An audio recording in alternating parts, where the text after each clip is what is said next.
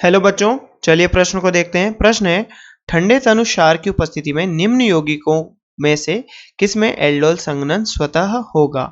तो बच्चों यहाँ पर हमें एल्डोल संघनन देखना है कि किसमें स्वतः होगा। बच्चों हमें यहाँ पर 4 विकल्प दिए हैं। विकल्प ए फॉर्मल्डिहाइड, विकल्प B CH triple bond CHO, विकल्प सी बेंजल्डिहाइड और विकल्प डी प्रोपेनल्डिहाइड। तो चलिए बच्चों इस प्रश्न की मुख्य अवधारणा की बात करें। इस प्रश्न की मुख्य अवधारणा होगी मुख्य अवधारणा। तो बच्चों मुख्य अवधारणा में हम बात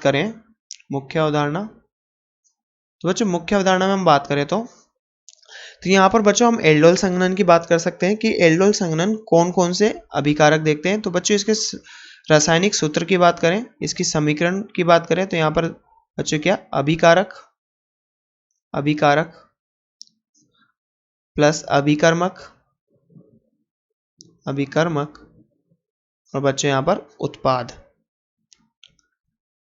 तो बच्चों अभिकारक देखते हैं कि अभिकारक कौन कौन से, उसमें क्या क्या आवश्यकता होनी चाहिए अभिकारकों में ताकि वो एल्डोल संघनन दे सके। तो बच्चों यहाँ पर बात करें अभिकारक की, तो अभिकारक के पास यहाँ पर बात करें तो अभिकारक वो कौन कौन देंगे जिनके अल्फा कार्बन उपस्थित हो और अल्फा कार्बन पर मिनिमम एक हाइड्रोजन हो। तो वह एल्डिहाइड और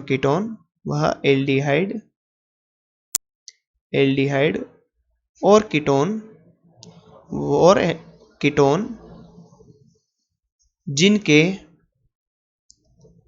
अल्फा कार्बन पर न्यूनतम एक हाइड्रोजन उपस्थित हो, एक अल्फा हाइड्रोजन उपस्थित हो। अभिकर्मक की बात करें बच्चों यहाँ पर, तो अभिकर्मक क्या लेते हैं हम, तनु अम्ल लेते हैं, तनु अम्ल।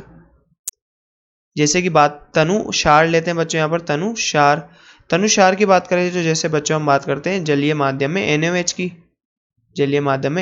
जो कि बच्चों तनुकृत होता है, या फिर डाइल्यूट NaOH भी बोल सकते हैं बच्चों इसको यहाँ पर। और बच्चों उत्पाद की बात करें तो यहाँ पर क्या बनेगा, बीटा हाइड्रोक्सी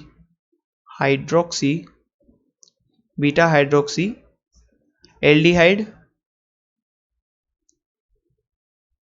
या बच्चों बीटा हाइड्रोक्सी कीटोन।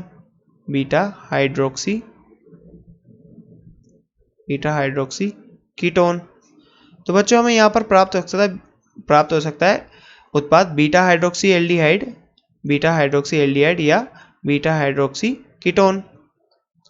तो बच्चों बात करें यहाँ पर विकल्पों की, तो विकल्प नंबर ए है हमारा फॉर्मल्डिहाइड, जो कि इस प्रकार दिखता है। फॉर्मल्डिहाइड का बच्चों संरचनात्मक सूत्र ये होता है।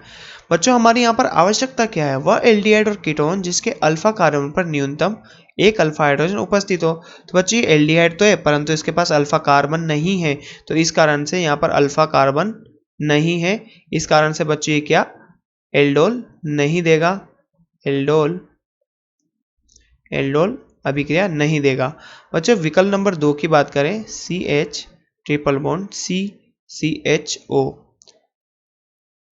तो बच्चों बात करें इसकी, तो बच्चों यहाँ पर अल्फा कार्बन तो है परंतु अल्फा हाइड्रोजन नहीं है, अतः ये एल्डोल नहीं देगा, एल्डोल अभिक्रिया ये नहीं देगा बच्चों। विकल्प नंबर सी की बात करें बच्चों यहाँ पर, तो हमारे पास क्या है C6H5COOH।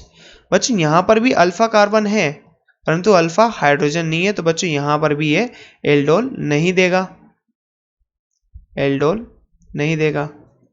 अब बच्चों यहाँ पर बात करें विकल्प नंबर 4 की, DCH3CH2C डबल बॉन्ड OH।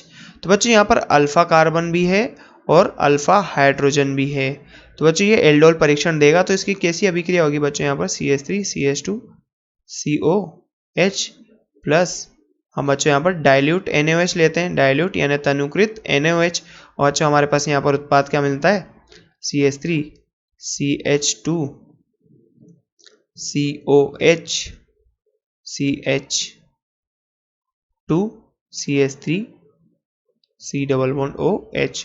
तो बच्चों हमारे पास बीटा हाइड्रोक्सी एल्डिहाइड प्राप्त हुआ हमें यहाँ पर बच्चों, बीटा हाइड्रोक्सी एल्डिहाइड ये इसका यहाँ पर उत्पाद होगा। तो बच्चों जैसा कि हमसे प्रश्न में पूछा गया था कि कौन इसमें एल्डोल अभिक्रिया देगा स्वतः, तो यहाँ एल्डोल संघनन स्वतः देगा। तो बच्चों यहाँ पर एल्डोल कंडेंसेशन या एल्डोल संघनन स्वतः कौन देगा? जिसके अल्फा कार्बन पर एक अल्फा हाइड्रोजन उपस्थित हो, तो वो यहाँ पर स्वतः एल्डोल संघनन देता है। तो बच्चों हमने यहाँ पर देखा कि हमारा इस प्रश्न का सही उत्तर होगा बच्चों यहाँ पर CH3 CH2 CHO यानी प्रोपेनल्डिहाइड। तो बच्चों इस प्रश्न के सही उत्तर की बात करें तो यहाँ पर विकल्प नंबर डी इस प्रश्न का सही उत्तर होगा। आशा करते हैं बच्चों आपको प्रश्न समझ में आया होगा। धन्यवाद।